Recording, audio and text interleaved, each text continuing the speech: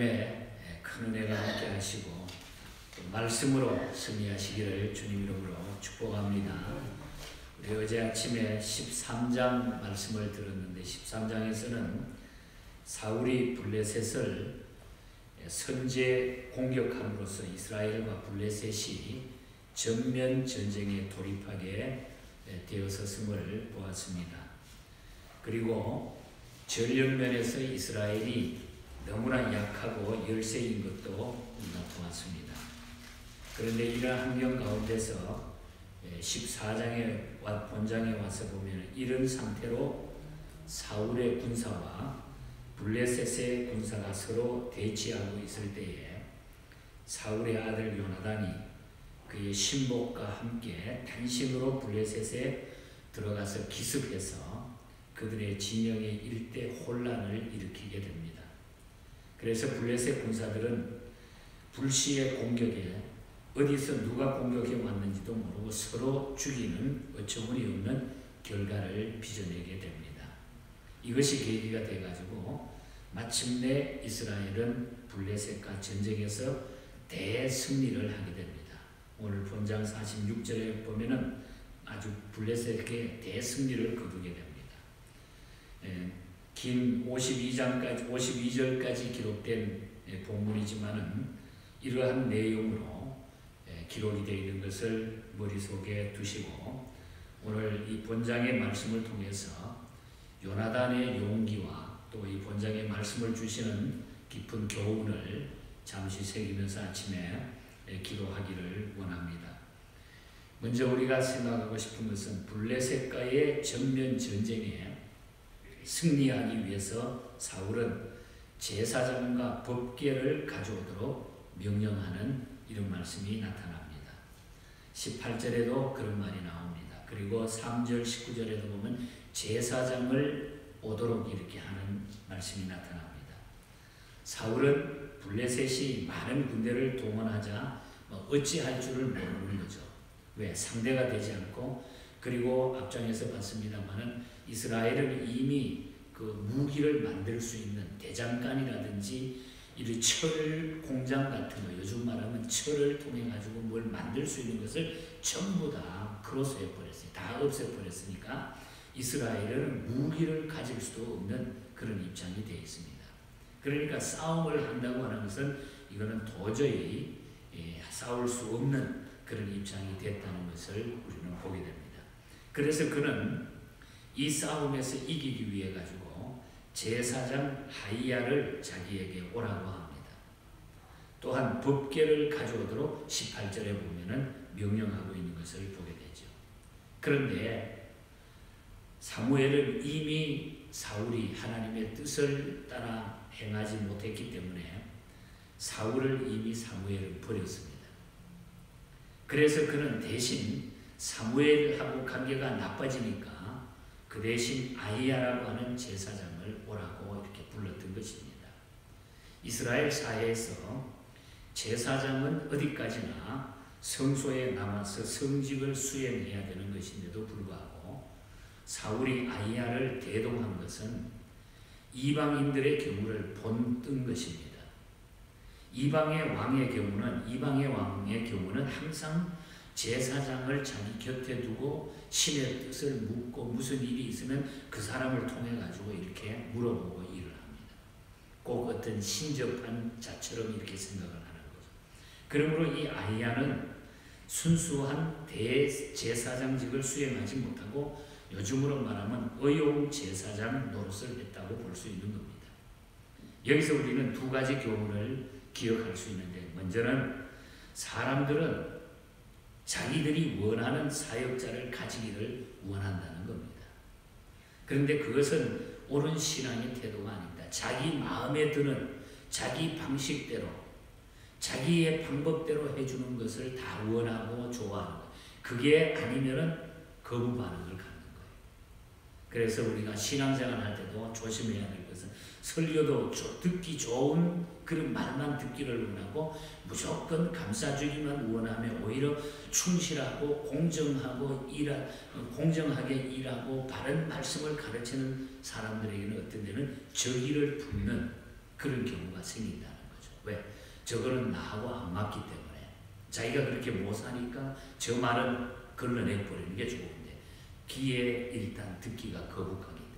그래서 사람들은 자기들이 원하는 사역자를 가지기를 원합니다. 그래서 이 사울은 여기에서 이미 사무엘이 막 그냥 강력하게 메시지를 줬잖아요.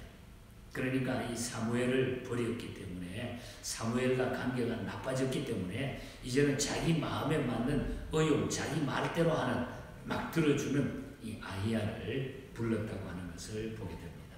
이런 행동은 아주 잘못된 행동이라는 거죠. 또 다른 하나는 종교적인 형식만을 추구하면 하나님이 받지 않으신다는 사실을 알아야 돼요. 무슨 얘기입니까? 사울의 전쟁터에 언약궤와 예언자가 왔다고 하지만은 이럴듯 하나님은 회개 없는 사울을 버리셨다는 거예요. 하나님의 언약궤를 모시고 있었지만은 회개 없는 그것은 아무 가치가 없다는 거죠. 신앙의 진수는 잃어버리고 단지 그림자만 즐기려는 사람에게 흔히 있는 일이라는 거예요.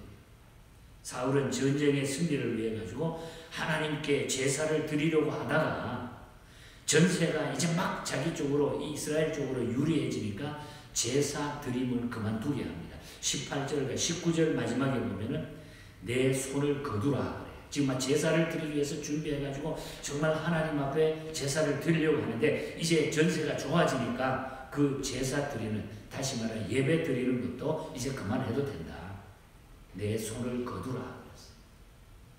하나님을 이용만 하려는 자세는 신앙인이 경계해야 되고 그것을 하나님은 결코 용납지 않으신다고 하는 것을 우리는 기억해야 된다는 것입니다.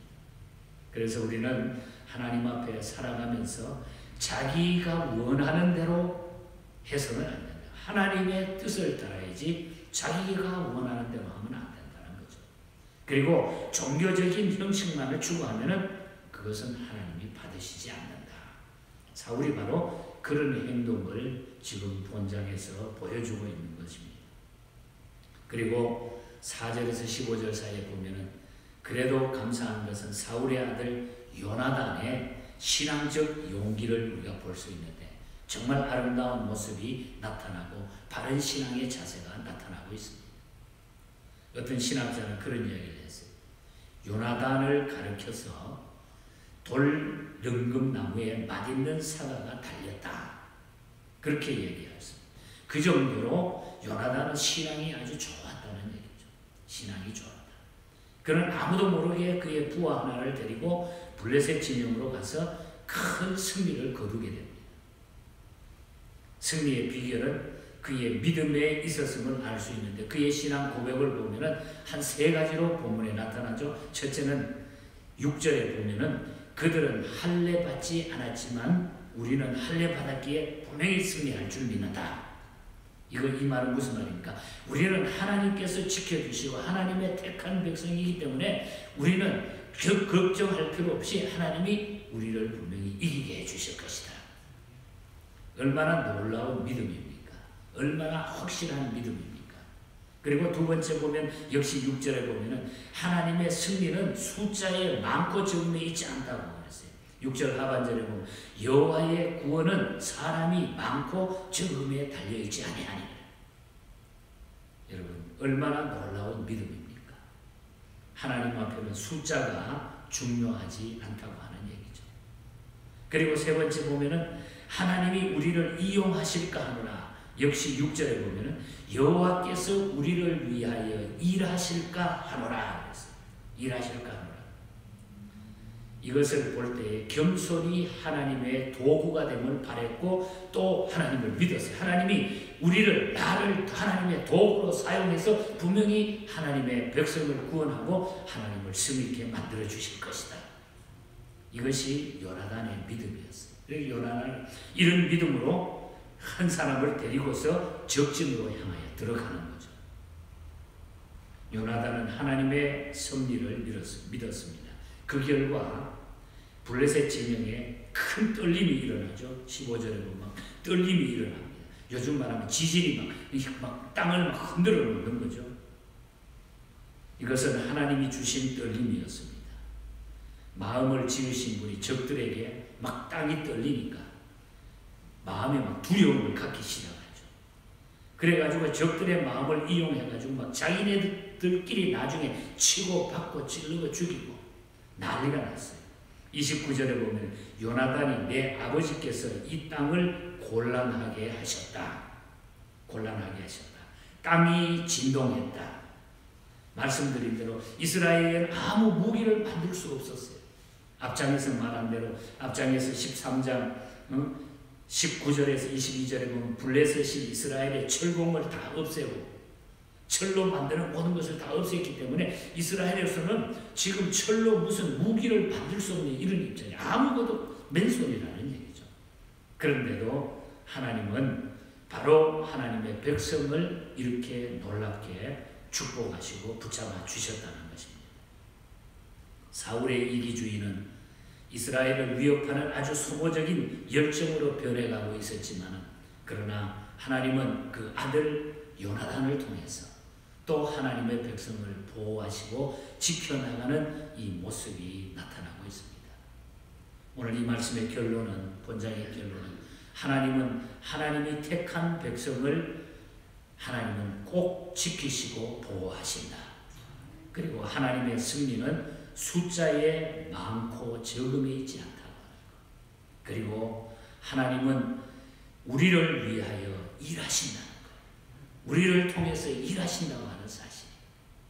우리가 또 팬데믹으로 말미암아 또 막 그냥 많이 일어나니까 또 움츠러들었잖아요. 오늘 아침에도 다들 못 나오셨는데 우리가 여러 가지 이 환경 앞에 우리가 굴복할 수 있지만은 그러나 조심하고 우리가 지켜야 될 건 지켜야 되지만은 그러나 결국 하나님의 백성은 하나님이 지키신다. 그래서 여러분들 이 시대는 바로 이때는 우리가 하나님 앞에 결단하고 주께로 설 때입니다. 우리가 이런 신앙의 결단이 없이는 우리 하나님 앞에 우리가 바로 서가지 못하고 이 시대를 절대로 이기지 못해. 우리는 쓰러지고 넘어지게 될 것입니다. 19세기 미국에 나온 유명한 작가 가운데 제임스 로웰이라고 하는 분이 계십니다. 시인입니다. 이분은 하버드 대학 교수도 하셨고 스페인 그리고 영국 대사를 지냈던 아주 훌륭한 분입니다. 이분이 하나님 앞에 기도하면서 신앙인들이 어떻게 살아야 될 것인가 유명한 시집을 냈는데 그 시 가운데 오늘 우리가 불렀던 521장 찬송가 가사가 그분의 신을 따서 만들어 놓은 찬송가. 어느 민족 누구에게나 결단할 때 있나니 참과 거짓 싸울 때에 어느 편에 설 것인가. 주가 주신 새 목표가 우리 앞에 보이니 빛과 어둠 사이에서 선택하며 살리라. 고상하고 아름답다 진리 편에 서는 일. 진리 위에 억압받고 명예이익 잃어도 비겁한 자 물러서나 용감한 자 구세게 낙심한 자 돌아오는 그날까지 서리라. 4절 가사에 보면은 악이 비록 성하여도 진리 더욱 강하다. 진리 따라 살아갈 때 어려움도 당하리. 우리 가는 앞길에 어두운 장막 덮쳐도 하나님이 함께 계셔 항상 지켜주시리.